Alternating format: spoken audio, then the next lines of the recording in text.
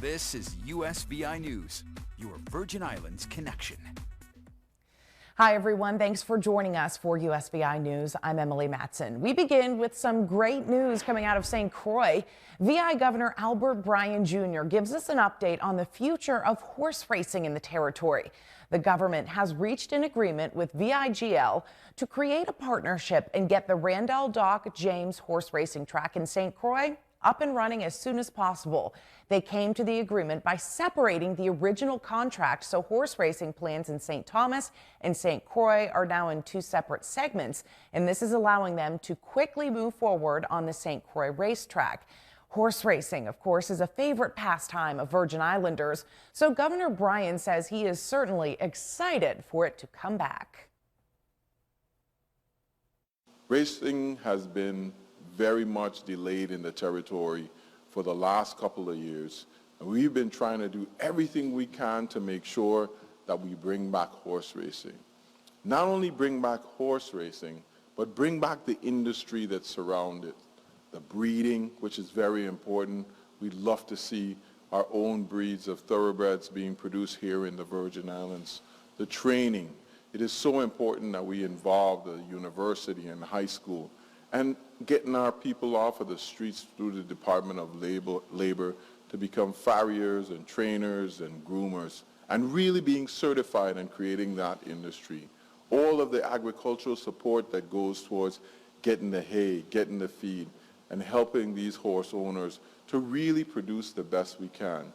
It has been such an incredible pastime for us.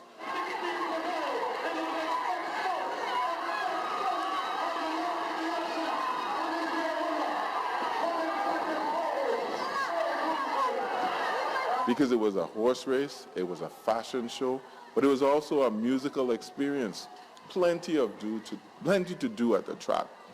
We want to see that come back. Horse racing is the celebration of Virgin Islanders. It's the ability to go to the track and not only be entertained by the fabulous races that we see, but for families to do things together. So with this exciting news comes just a bit of inconvenience. Construction on the track will begin within the next 60 days, so they're asking folks to be patient as they work to improve the track. So a big question right now, what about horse racing in St. Thomas and St. John? Well, Governor Bryan today said the litigation between the government and Southland Gaming is still ongoing. They hope to have that all ironed out soon, and we'll know more about horse racing in St. Thomas and the future of that also within the next 60 days. VIPD in St. Croix are investigating the death of a woman whose body was discovered in Estate St. John. Tuesday around 6:15 in the morning, 911 got a call for a woman down. Officers arrived to find an unresponsive female located on the shoulder of the road.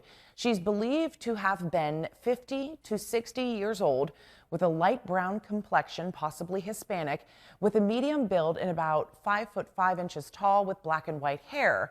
If you have any information, you're asked to call police. Investigators say they are working diligently to try to determine the cause of her death as well as her identity.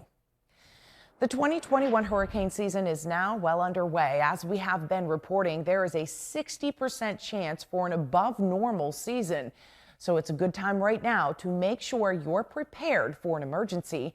As you know, power outages are all too common during storms especially, but there are deadly mistakes that you will want to avoid. And look at that damage.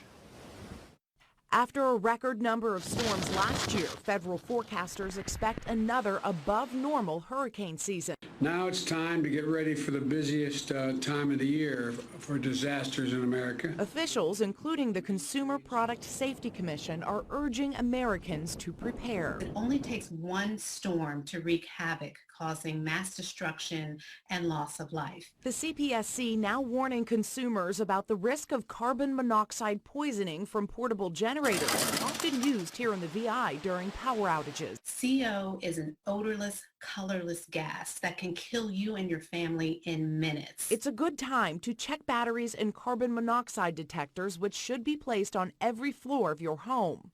If the alarm goes off, don't ignore it. get out of the house and call 911. During the recent deep freeze in Texas, where there are no laws requiring CO detectors, carbon monoxide poisoning caused at least 11 deaths and 1,400 hospitalizations, many due to bringing charcoal grills or generators inside. They should be outside 20 feet away from your house. And that's not the only risk. Keep generators dry with a tarp or tent to avoid electrocution. You never want to refuel your generator while it's running. Always turn it off, let it cool down. Important precautions to stay safe in the storm.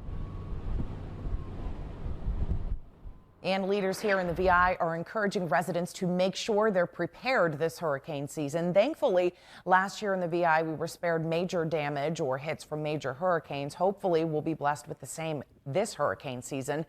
But as you know by living here, don't let your guard up. VI Government House Communications Director Richard Moda Jr. is urging residents to visit the Vitima website and begin assembling hurricane kits for this 2021 storm season.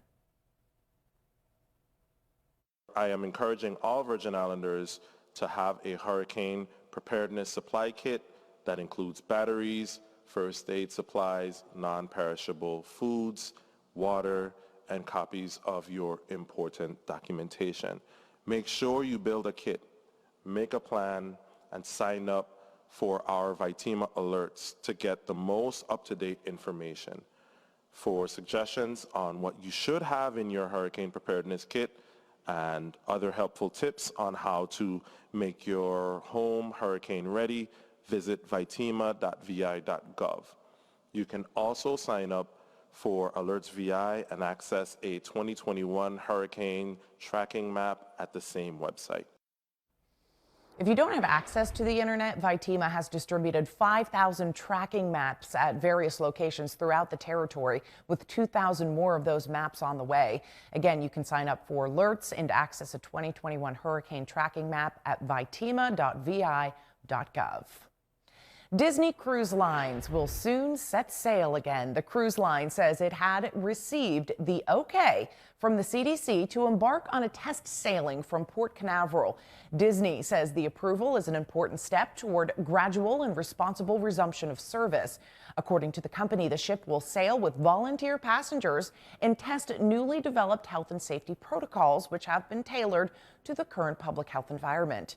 The two-night sailing is part of the CDC's requirement for vessels to receive approval to resume normal cruises. No major cruise line has been able to sail from U.S. waters since the coronavirus pandemic surged, and the CDC put the industry under a no-sail order back in March of 2020. So far, only Royal Caribbean has announced it has also received approval from the CDC to do similar test sailing. President Joe Biden has declared June 2021 as National Caribbean American Heritage Month. By doing so, he's encouraging all Americans to join in celebrating the history, culture, and achievements of Caribbean Americans with ceremonies and activities. During National Caribbean American Heritage Month, we celebrate the legacy and essential contributions of Caribbean Americans who have added so much to our American fabric. Now, in the proclamation, Biden said America's diversity is and always has been the defining strength of our nation. In every generation, our society, spirit, and shared ambitions have been refreshed by a wave of immigrants seeking out their American dream. Throughout our history, Caribbean Americans have brought vibrant cultures, languages, traditions, and values that strengthen our country and add new chapters to our common story. Biden went on to say, in recognition of Caribbean Americans' countless gifts and contributions to our nation, we celebrate National Caribbean American Heritage Month. And as Caribbean Americans have made our country more innovative, more prosperous, they've enriched our nation's arts and culture, our public institutions, and of course our economy as well.